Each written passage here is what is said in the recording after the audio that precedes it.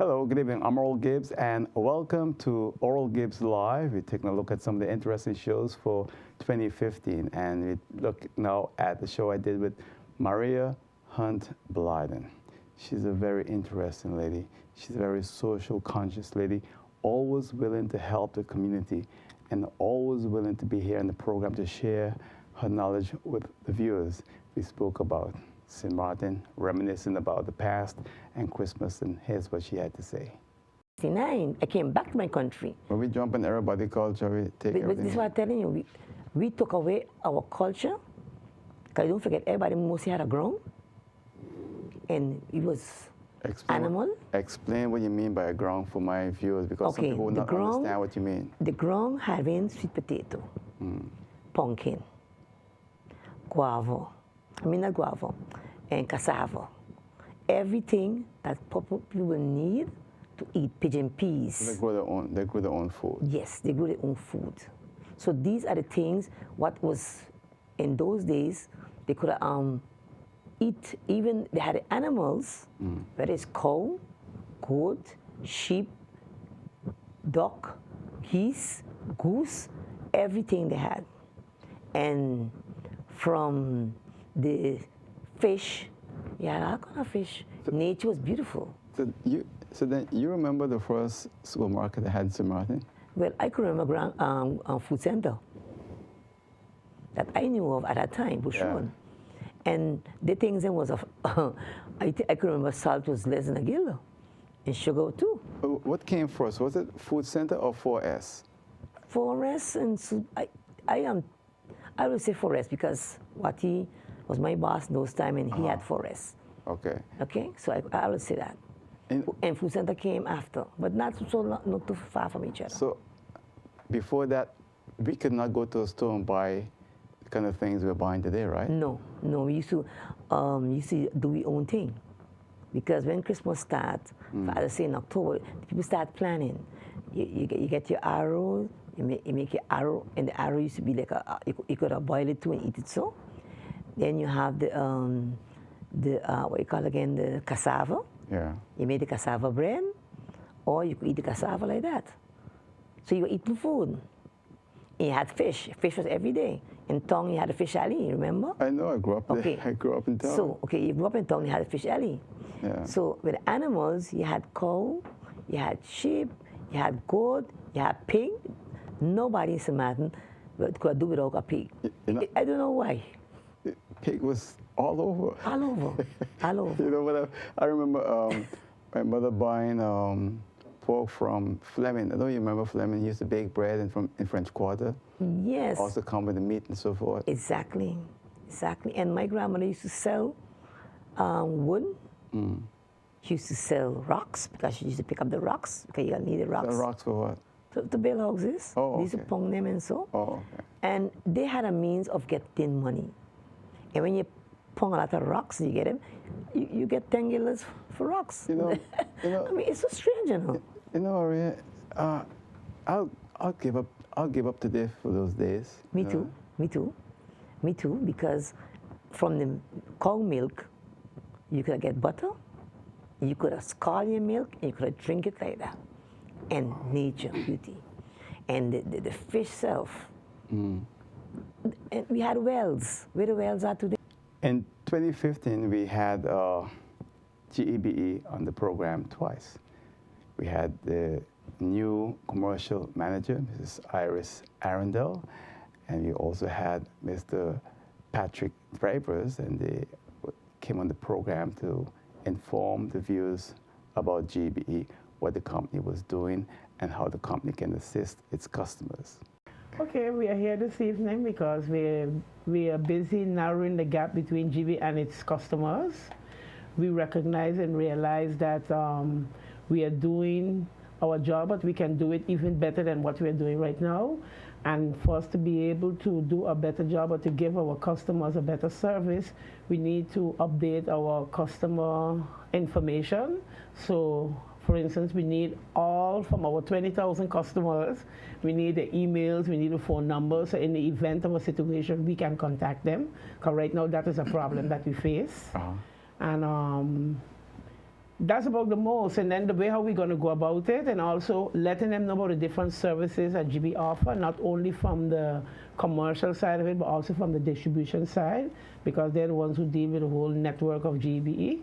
So, and we just want to inform our customers and keep them informed.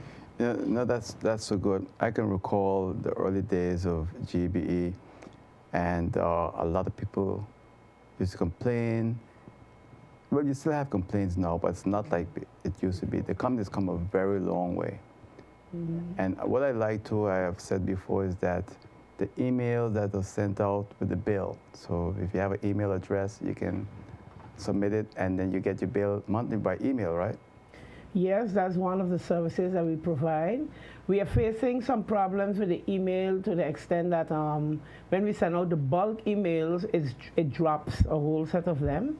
So we are also asking our customers, because we have our website, and we would like our customers to go to the website and register for in that.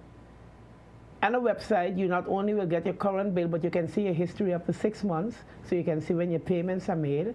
And once we have your email, no matter which method of payment, whether check or whether online, then we can email you your receipt, so you don't even have no need to come to GB anymore. Explain me this one. I didn't know about this one. You tell me that up to 6 months I can look. Yes, if you go and register on our website in My Login, yes, we have the procedure, and that's one of the things what we want to inform. So when we go to the community centers, we'll be informing our customers, and we're hoping that the majority of customers go in. Because once you do the My Login, we will not be sending you a physical bill anymore. Right. Because then you can monitor your own account. So now I'm looking at myself, right? I get the email every month, and I never logged in. I just contacted someone by email. So now, personally, I'll have to go back and log in. Yeah, you have to go personally register. You have to get your password and everything. And once you connect in 24 hours, you'll get an email tell you everything is confirmed, and you can add as many accounts as you so desire. So how long you been doing this now? Well, it is not official, but right now it's becoming official. But we have a number. We have about 600 customers who already subscribe to it. Well, I'm going to do it tonight. Okay, that's nice to know. That's the intention. Right. And so, I'm going to come back to you, Mr. Arden. Mr. Driver, now you have a department that is involved in terms of planning and engineering. This is the backbone of GB work, right? That is correct. Besides the power generation facility, we also have to do the infrastructure work for the entire island. Basically, what we do is bring new projects or upgrade the existing utilities that are there. As you have known in the past, we used to have overhead lines where we give the current, transport the electricity over. Now we are trying as much as possible to get the electricity cables lines underground. To date, we have approximately 90% of the high voltage system underground. That is basically what we call our backbone. And then approximately, say, between 50 and 60% of the low voltage cables system network is underground as well. On a yearly basis, we do projects, and projects for, as again, upgrading, expansions, new developments, for like private developments. And all of this to indicate and also show the people that we are developing and doing something better for the community as well. As you know, we're in a hurricane-prone area, and having lines above ground, of course, one is dangerous, and two, it can be damaged as quick as we put it up, basically. Also, our lines that are overhead also have a lot of maintenance because it's exposed to the salty air. So having them underground is a lot more efficient for us. In 2015, Mr. Imran Amjad Maxud, Chief Executive Officer for Nagico Insurance, a company that started first right here in St. Martin, came on the show to speak about the company. Nagico has been around for a very long time, and in fact, Nagico is the longest sponsor of Oral Gibbes Live and speaking of everything. And he spoke about the company and the direction the company was taking and a lot more. insurance with AIG. Okay. Our reinsurers are with big European companies and Lloyd's. And so I wasn't so concerned about that. In fact, following 2008, 2009 collapse, Stanford collapse, Clico, Bikeco, all of them had a lot of problems.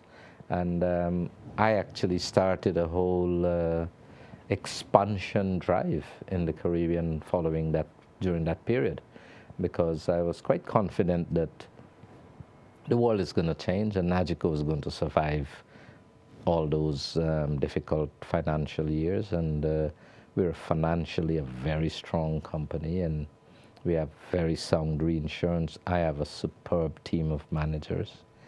You know, there's no company in the Caribbean have more qualified insurance professionals than Nagico, just none. We have 26 chartered insurance underwriters in Nagico. A lot of them St. Martiners, actually, yeah, born here and studied insurance right here, and you know, we moved them. I have one chartered insurer right now in St. Lucia.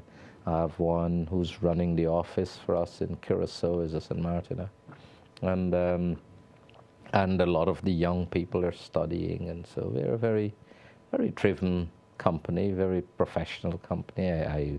I would think, anyway. I believe that very much. You know, you don't grow the business unless you have the right people. People means everything. Your staff, your management, it's crucial in this business. So I trusted my management, I trusted my people, and we had the financial resources, and therefore we expanded. So there are companies who really struggled through this financial period. That's why Clico went bust. You have British American had lots of problems.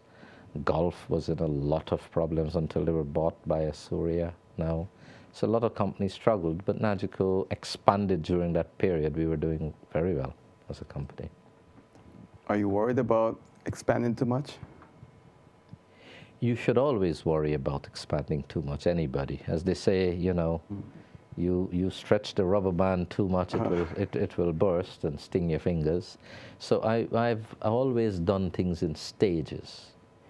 Like following 1989, Hurricane Hugo, I started an expansion to other islands like Antigua, Dominica, the BVI in the early 1990s.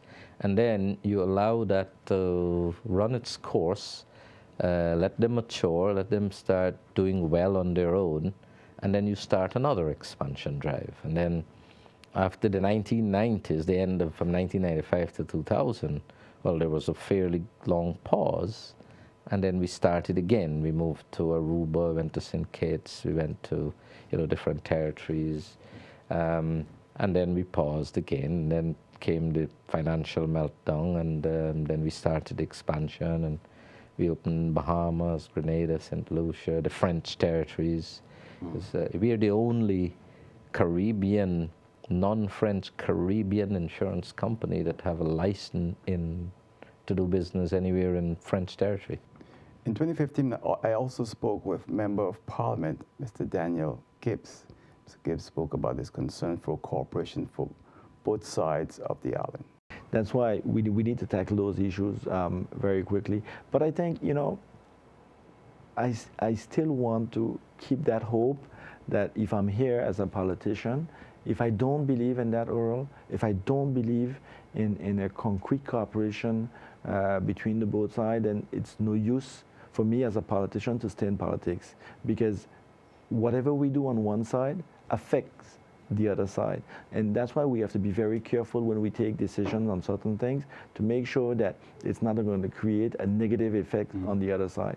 And for only that reason, every day that we take a decision, that decision has an effect on the other side. And sometimes it's very simple to do things that can fix both sides. It's a political willing. You will find, I'm sure we will get to the point where we will have this majority of politicians that really wants to go in that direction, because for two reasons. The first one, there are some that have that willingness, but we are getting at the point that we have no other choice, and we will have no other choice. I'm glad you mentioned that. Let's go to something. I don't know if you can use your influence here.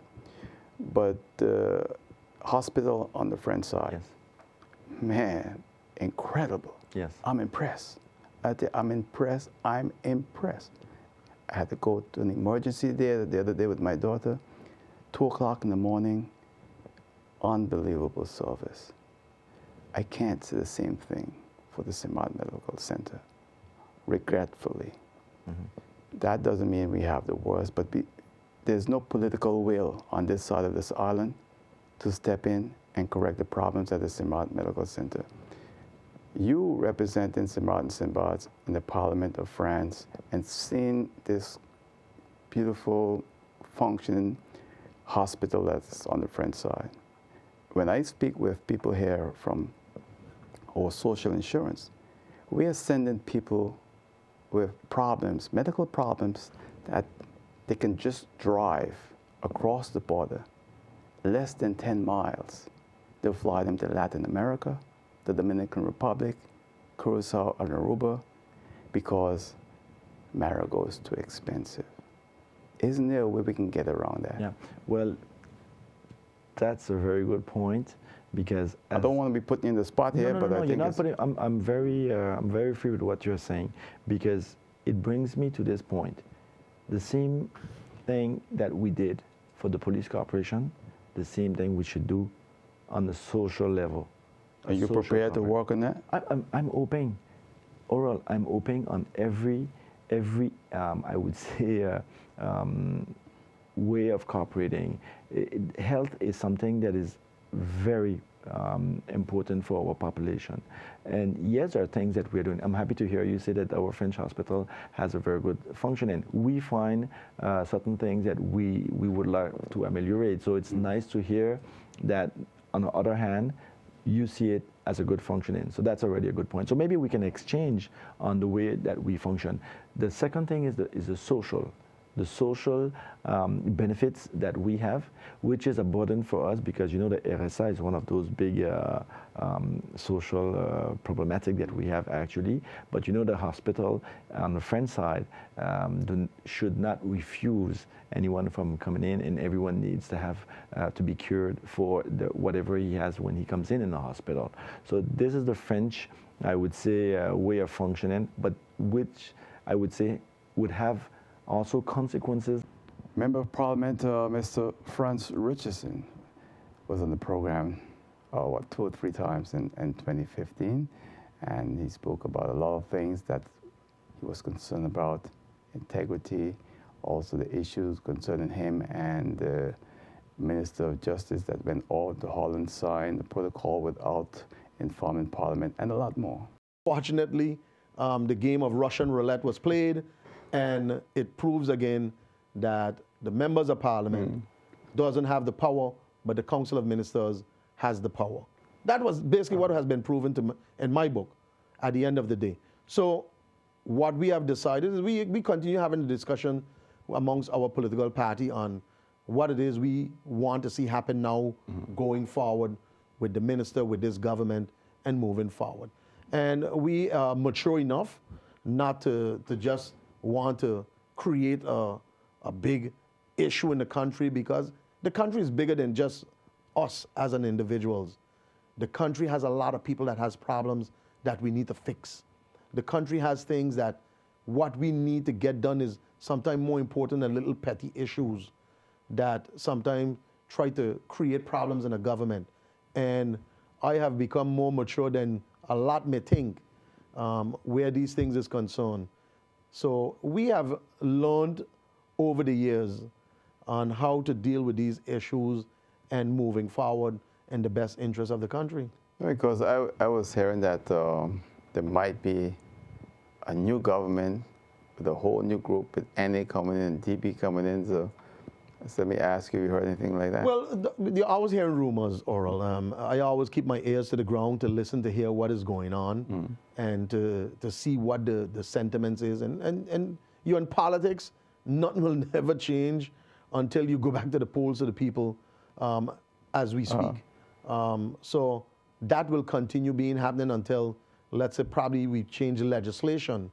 In Parliament, to our electoral laws must be reformed. So you want a reform whereby Definitely, the seat belongs to the believe party? that we need to go there to make changes to our electoral laws that will give more sense of easement to the people of this country where that's concerned.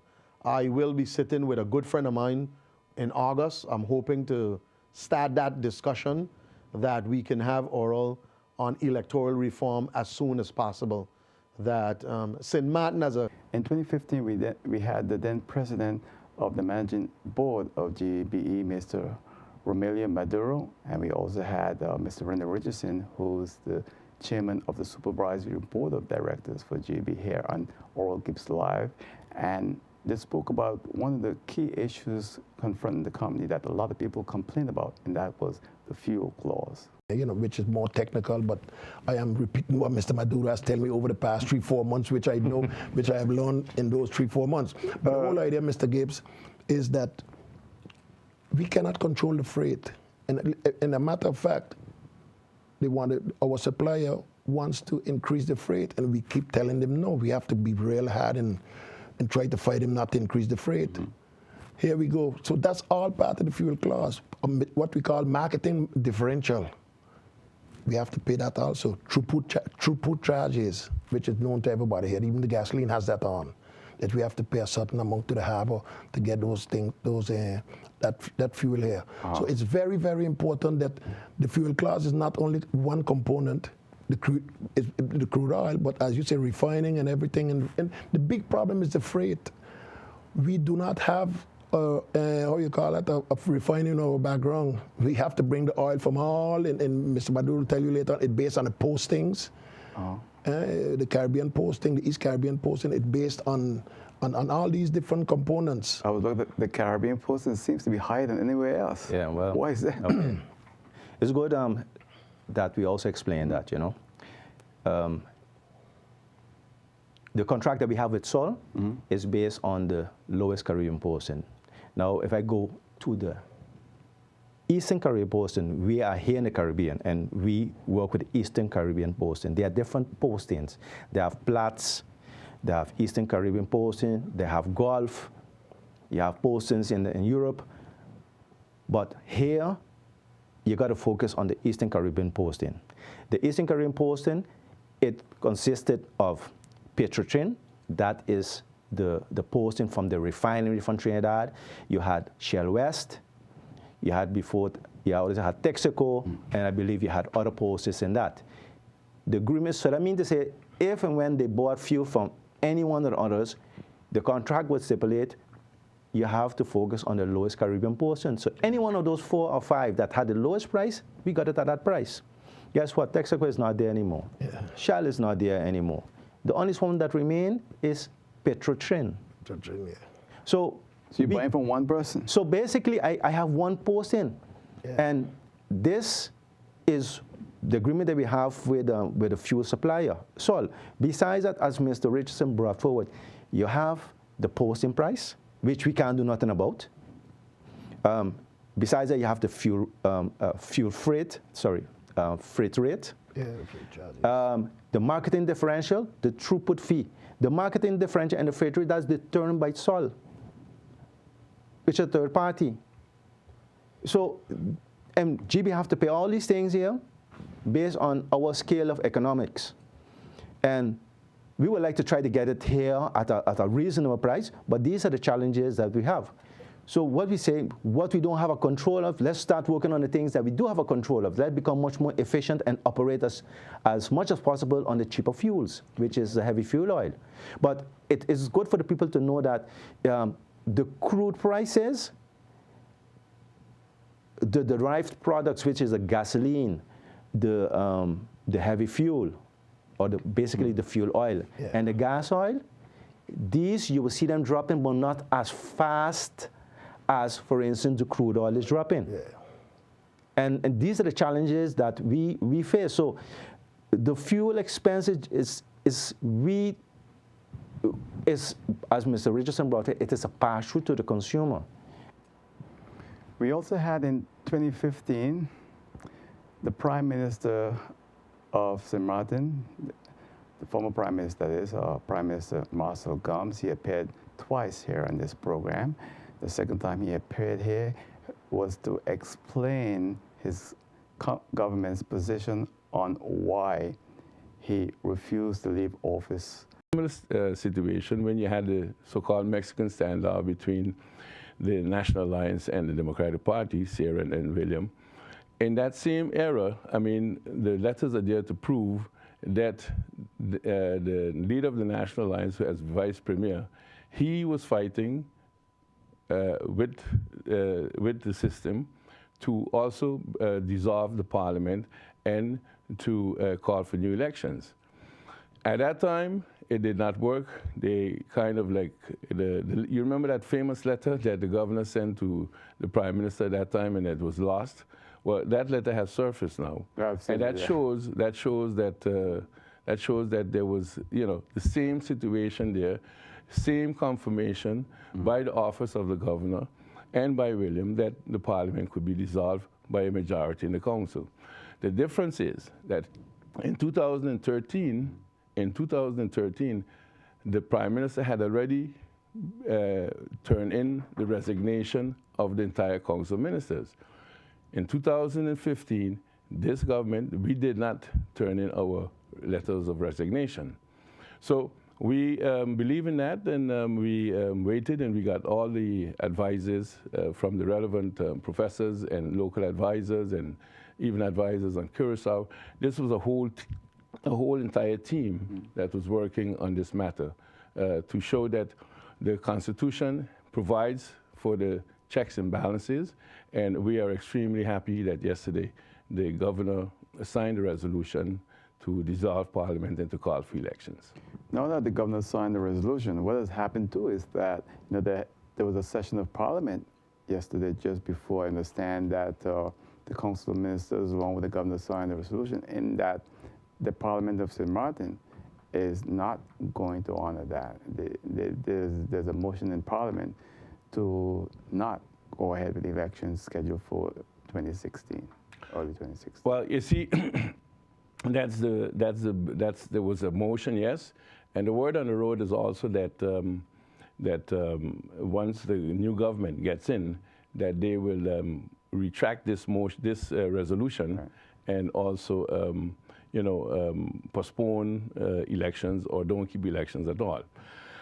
Every constitutional lawyer, everyone with a legal background that we have spoken to, confirms to us that constitutionally that is not possible. And the reason it's not possible, Oral, is let me try to explain it. Mm-hmm. A resolution, a Landsbesluit, signed by the governor, countersigned by the prime minister, becomes law. To go a little further, it has to be published in what is called the Gazette. Okay, that was done today.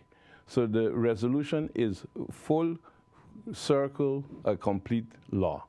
Okay, in the law it states that elections will be held on the 9th of February 2016. That means that the right has been given to the population, to the voters. And if you go now to change that, you will be taking away that right of the public from exercising their rights to vote. And that is a big, big constitutional issue, because you cannot give a voting public the right to do something which they got yesterday, and then come and tell them, no, I'm going to take it back from you and give it to you later. That is going to open a very interesting case of lawsuits by groups or by individuals to fight that in front of the judge. But the Parliament is saying that this was done by a government that had no confidence by Parliament since the 30th of September. They can say what they want. The resolution has been signed, and I'm sure that it is using Article 59. You see what happened? When a Parliament brings a motion of non-confidence against a government, the government has two choices. You can lap your tail between your legs and say, I gone, or you make use, the second option you got is to make use of Article 59. So that's based on our constitution that you can do it. Yes, it's there. We did not. If we had resigned and then go to make use of Article 59, then that would have been a different story. But we did not resign. And we are not what you call, I forget what they call it, we're fired, and no. There's a motion. When you decide, when the motion is there, there's two options. You can go, pick up your stuff and leave and say, thank you, I'm gone. Or you have a choice as Council of Ministers to make use of Article 59. It's a simple cut, checks and balances that is provided in the... We also had the leader of the UP and member of parliament, Mr. Theodore Halliger, on the program this year. And, you know, he was speaking about the difficulties of governing and the influence of the Dutch government here in St. Martin. The management and the decision making is done by the Hague. That is truly the intention of them. And in terms of the budget, they will determine, instead of building homes for the people, instead of building schools for the people, instead of building hospitals, that monies are now taken away from these kind of things that the population needs. And yeah, okay, we'll put it into more integrity, because now we can have more people. Let me go how far this thing goes, Oral. In election times, a politician, you elect a politician to hear the problems of the people. You come up to me, you tell me you need a job in government, and I say, well, you know, I'm going to talk to the Council of Ministers, I'm going to talk to this department. You need a second chance in life to be able to work in government. You get that opportunity. You know what the Dutch are saying in integrity as well? You need to have the education, you need to have the this, you need to have that. So by the time you have finished oral, in your own country, born in St. Martin, okay, a St. Martin, which when you go through the immigration in Holland, they tell you you're an Antillian, you're not Dutch. Okay, and I ask anyone that wants to go to Holland, go and check it when you bring in your passport. You'll hear the Dutch immigration officer telling you, no, you are from the Antilles, you're not from Holland. Tells you in your own country that you cannot get a job in government because you are not educated enough to be in that. And I say this, and while I give kudos to all of those that go away to educate themselves and to come back and get good positions, that there are positions in government that must be filled by our people, because government has to continue employing our people. Or our people need to be the ones that they employ. Not only, I mean, by the time we're finished, you'll have all the SGs, you'll have all the senior positions in government filled by people out of Holland. And I don't think that's right. When you look at, you mentioned the hospital, and that was one of your big campaigning things that you campaign on giving St. Martin a new hospital. That's right. A year later, where are we with that? Oh, well, I can tell the population that while you mightn't hear from me, and I was looking back a little bit in the history of what my grandfather went through, and I saw the things that they did, and that they did to him, and they did to my entire family. And in a way, by me being quiet as well, while I don't like being quiet, I'm still able to work on the things. And I can promise you one thing: the promises that I made during the campaign and the party made during the campaign, I intend to carry them out. I argue many times with the same Council of Ministers that that I think they also are scared to make decisions, and which I understand their position because of the same Dutch again. But I can tell you one thing: that hospital will be carried out in the term of office. I hope with all the adversary that is against us from within the same parliament itself, that we're able to hold the government together. So while we've built a good coalition of 10, there are those in there that are constantly on a daily basis trying to break the government. And we have to stay strong, because... Well, 2015 was a very interesting year for this gentleman. He's the leader of the National Alliance and the current Prime Minister of St. Martin. Prime Minister Mr. William Marlin, and Prime Minister Mr. William Marlin, when he came on the program this year, it was so hot that we had to bring him back the following night. never before I've had a guest on the program where we did a show and we had to do it the next night a follow-up because so many people wanted to hear what he had to say. This was a very interesting year for Member of Parliament, MP, Mr. William Marlin, who today now is the Prime Minister of St. Martin, and he still remains as leader of the National Alliance. And here's what he had to say during one of the interviews when he was a Member of Parliament.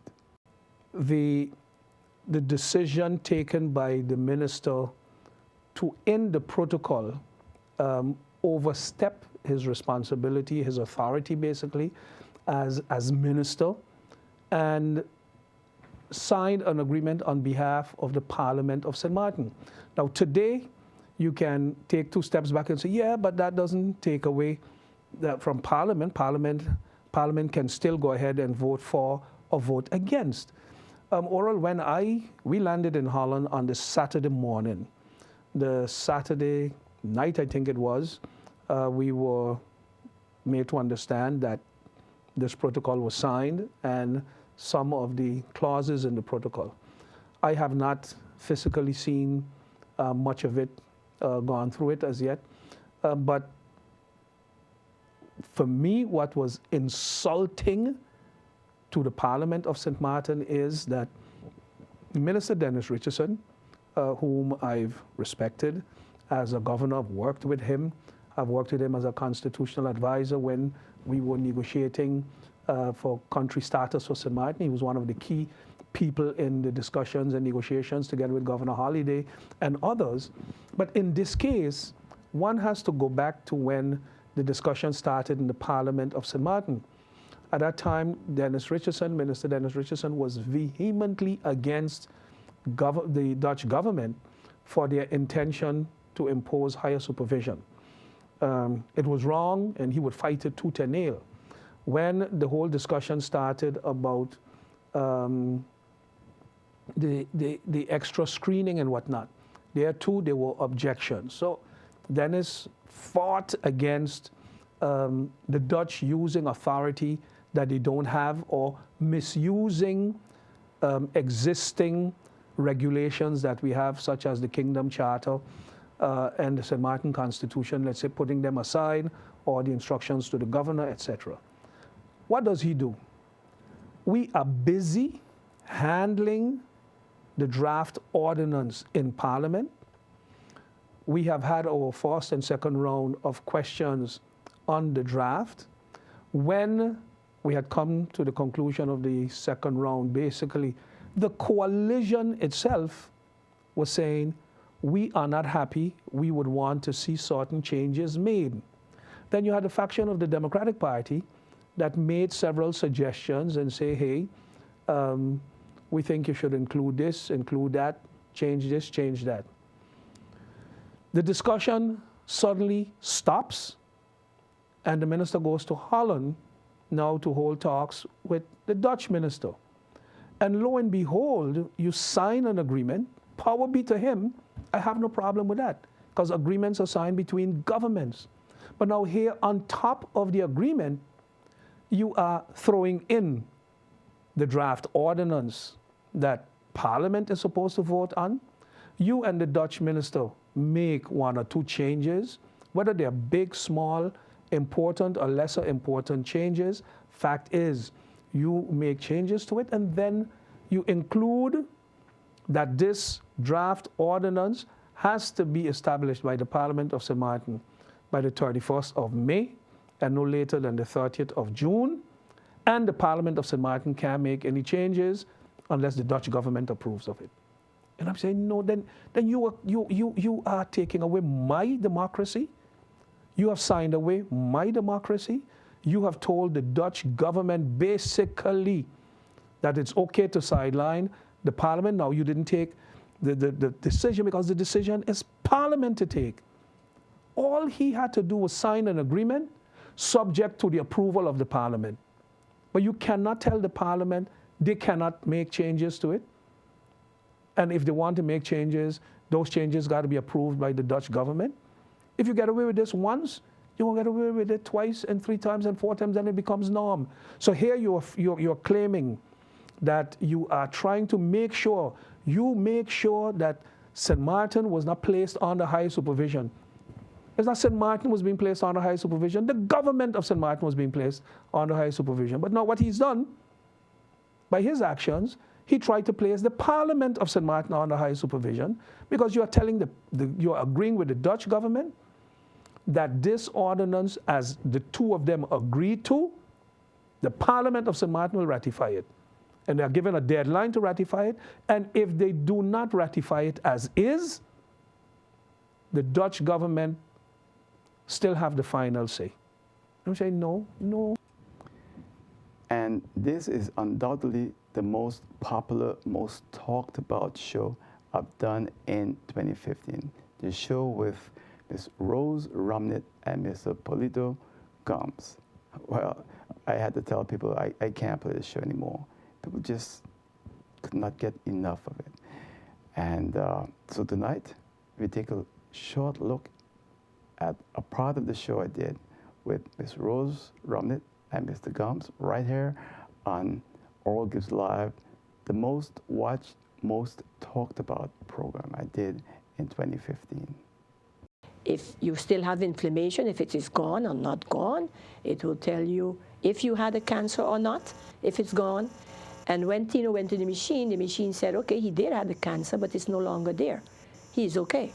He just needs to maintain the vitamins and the minerals to keep the body balanced.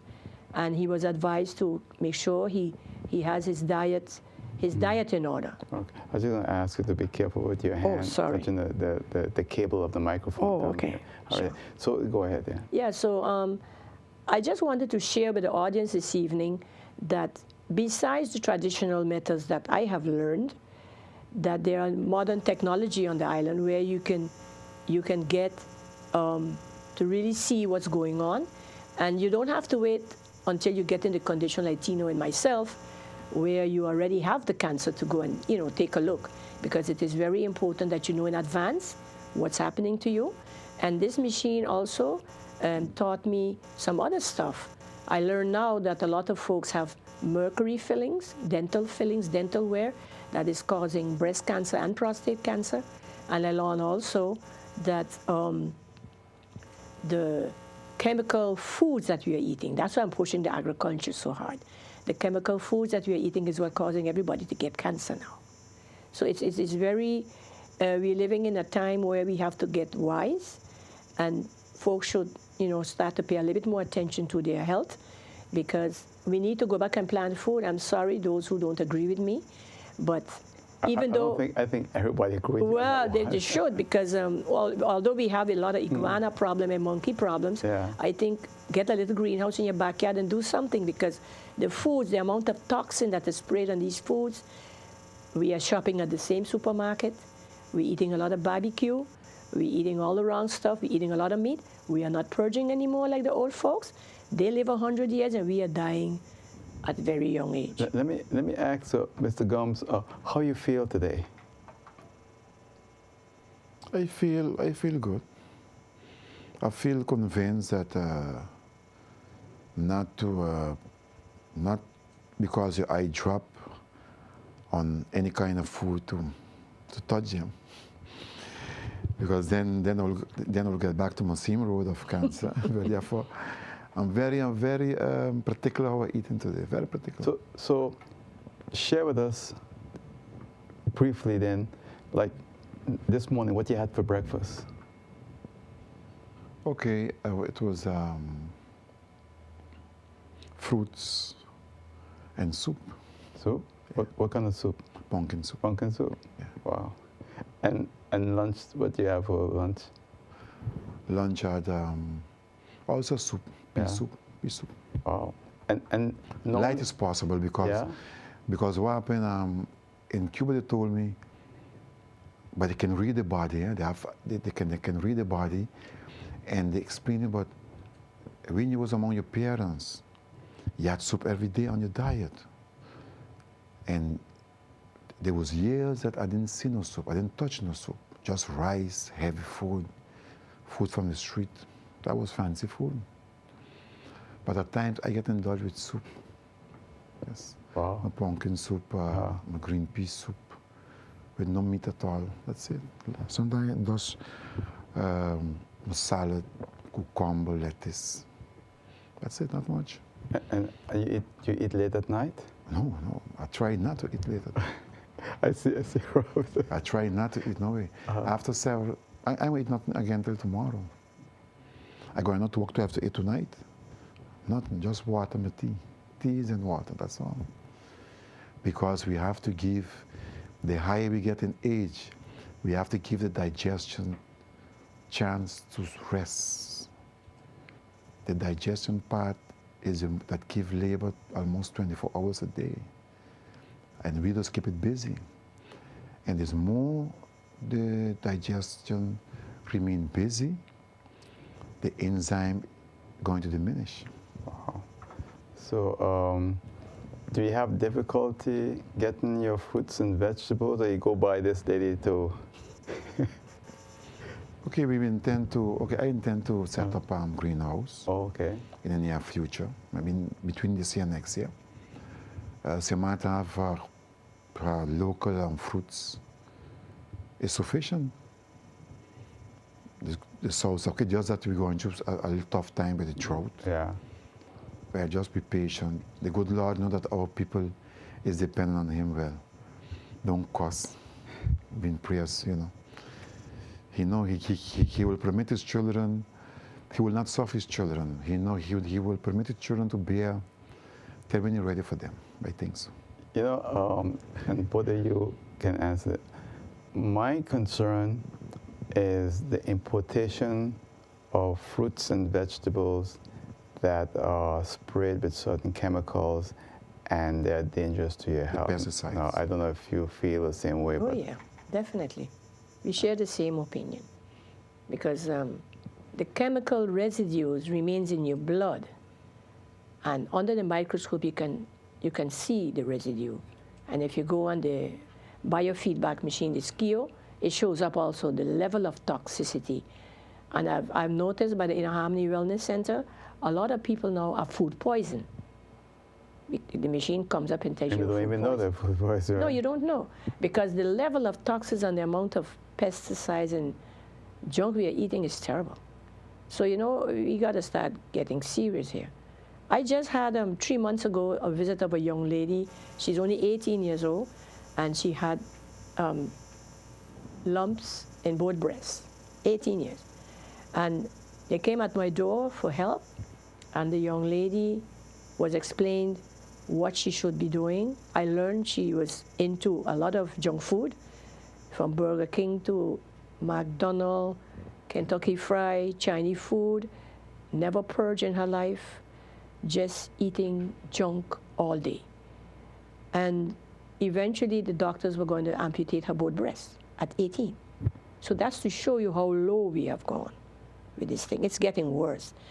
And apparently she didn't want to do no operation, and she took the advice of her godfather, which happens to be Magic, our Calypsonian. Oh, okay. And he brought it to me because he believed in, you know, I've helped so many people, so he knew for sure Rose knew what to do. And when she came, she was not really much paying any attention to what I was saying. But to my surprise, when she left, she got into the diet, and she changed up she stopped eating all the meat, different things, and she went right away into the diet, purge, cleanse, and got some medication from Inner Harmony, and she's okay now. So she dropped by the office last week, you know, to meet with Dr. Amato, and she's doing a lot better. She's already out of danger. Because I told her you should go, because I'm not a doctor, I'm just speaking from experience. But I am so, by the way, Dr. Amato declared he called me now a highly detoxification specialist, because I don't need the machine to diagnose. From the time you say, I already know what's wrong. You can watch the person. Yeah, by just looking at them now, I'm into this thing now 30 years, so I just have to look. I don't need a machine. He was impressed because he was like, he didn't know in St. Martin people could heal cancer without machine and nothing. So he declared, well, Rose, you know, I have to give you a certificate. So I took it. I took it because I find, well, hey, at least I have somebody who believes in me, you know. And the machine justified that it is true. That's what Tino was saying earlier when he went on the machine to check how he's doing.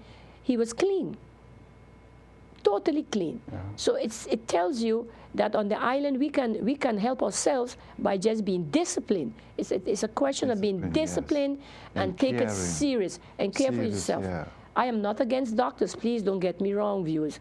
I'm just trying to tell you, especially me, I'm already in pension age. We all pensioners get a very little small pension. You can't afford to buy not even food with that money. So, especially if you have to pay rent. Now, if you can help yourself, we go back to the traditional way. I don't see nothing wrong with that. So, by just keeping your diet, by doing your purging every 3 months, and by keeping yourself clean, drinking little vitamins and minerals, you're okay. But don't wait until you get sick, and then you want the doctor to work miracles. That's not going to happen. I got to go to a break. So there you have it. And 2015 was a very interesting year. We want to thank all the sponsors, callers, viewers, everyone who made this program possible. I could not do this program without my wife. She's the producer of the show. She makes sure the show is on when it's supposed to be on. So I want to thank her and thank everyone. From my wife and all of us here at World Star Studio, we want to wish you a Merry Christmas and the best of health, wealth, and happiness in 2016. Take care. Good night. Bye.